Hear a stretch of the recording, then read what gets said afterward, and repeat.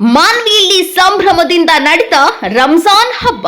ಜಾತಿ ಧರ್ಮದ ಭಾವನೆಗಳಿಲ್ಲದೆ ಶುಭಾಶಯ ವಿನಿಮಯ. ಶುಭಾಶಯ ತಿಳಿಸಿದ ಶಾಸಕ ಹಂಪಯ್ಯ ನಾಯಕ್. ಶುಭಾಶಯ ತಿಳಿಸಿದ ಮಾಜಿ ಶಾಸಕ ರಾಜ ವೆಂಕಟಪ್ಪ ನಾಯಕ್. ಸೌಹಾರ್ದತೆಯಿಂದ ಇರೋಣ ಎಂದ ಮುಸ್ಲಿಂ ಬಾಂಧವರು. ಮಾನ್ವಿ ತಾಲೂಕಿನಲ್ಲಿ ಮುಸ್ಲಿಂ ಬಾಂಧವರು ಈದ್ಗಾ ಮೈದಾನದಲ್ಲಿ ಪ್ರಾರ್ಥನೆ ಸಲ್ಲಿಸುವ ಮೂಲಕ ರಂಜಾನ್ ಹಬ್ಬವನ್ನ ಸಂಭ್ರಮದಿಂದ ಆಚರಿಸಿದರು. ಮಾನ್ವಿಯಲ್ಲಿ ವಿಶೇಷವೇನೆಂದರೆ ಹಿಂದೂ ಹಬ್ಬಗಳಲ್ಲಿ ಮುಸ್ಲಿಂ ಬಾಂಧವರು ಶುಭಾಶಯ ತಿಳಿಸುತ್ತಾರೆ.